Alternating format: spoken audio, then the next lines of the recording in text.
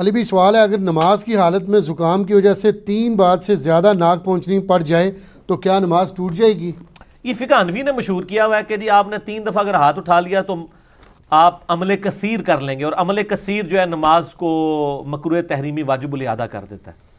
یہ اس کے پیچھے ان کے پاس کوئی دلیل نہیں ہے کتاب و سنت سے، یہ محض ان کا باطل مسئلہ ہے۔ ٹھیک، اور پھر جب ان کو کہیں گے جی اس طرح کرنا ہے تو وہ کہتے ہیں جی عمل کثیر سے بچنے کا طریقہ یہ ہے کہ آپ ہاتھ اٹھا کے یوں نہ پوچھیں، بلکہ ہاتھ کو ایسے جسم کے ساتھ یوں ایسے لے جائیں۔ وہ سر طریقہ لکھے ہے، تسی ہسدے پہ ہو۔ وہ کہتے ہیں یہ اٹھانا شمار نہیں ہوگا۔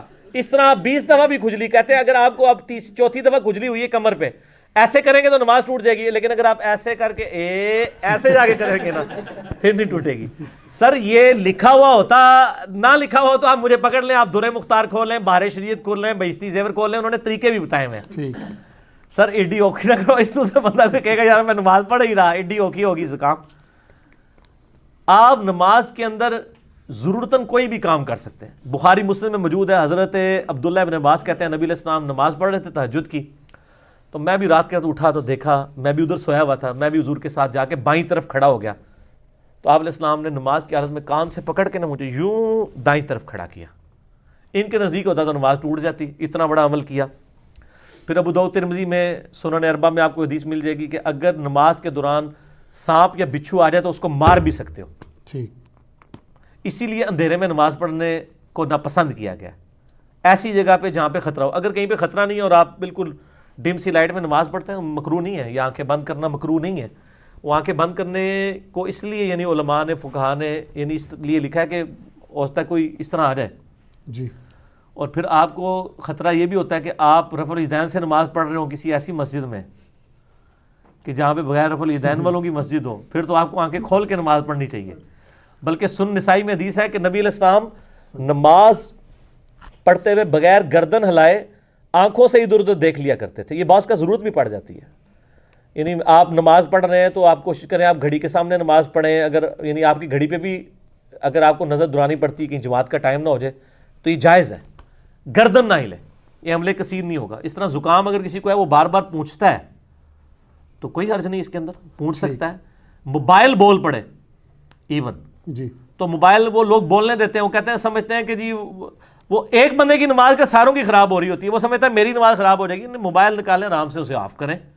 ویسے تو امام مسجد کی ذمہ داری ہے، میں تو جتنی بار بھی جماعت کرواتا ہوں نا موبائل کے حوالے سے اناؤنسمنٹ کر دیتا ہوں کہ موبائل اپنے سائلنٹ کر لیں یا بند کر لیں۔ مسجد میں جاتے ہی بند کر دینا چاہیے تھا، ایک نئی مصیبت مسلمانوں کے اوپر مسلط ہو گئی ہے۔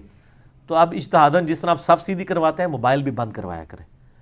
تو یہ یعنی نماز کے دوران اگر کسی کے ساتھ ایسا ایشو ہوتا ہے وہ کر سکتا ہے۔ حتیٰ کہ بخاری مسلم میں حدیث ہے اگر تمہیں تھوک آ جائے تو اپنا بایاں پاؤں اٹھا کے اس کے نیچے تھوک کر پاؤں کو مسل دو، لیکن یہ قالین والی مسجد کے لیے نہیں ہے، یہ جو زمین ہے، یعنی صحابہ کرام پیوڈ زمین پہ پڑھتے تھے نا، قالین کے اوپر آپ اپنی یوں قمیص لے کے اس میں بھی تھوک سکتے ہیں، ایسے تھوک کے اس کو مسل دیں۔ ایسے تھوک پاک ہے نا، ناپاک تو نہیں ہے نا، منہ میں رکھ کے تو پوری نماز نہیں پڑھی جا سکتی، یا رومال نکال کے کر لیں، یہ تو باقاعدہ حدیثوں میں موجود ہے۔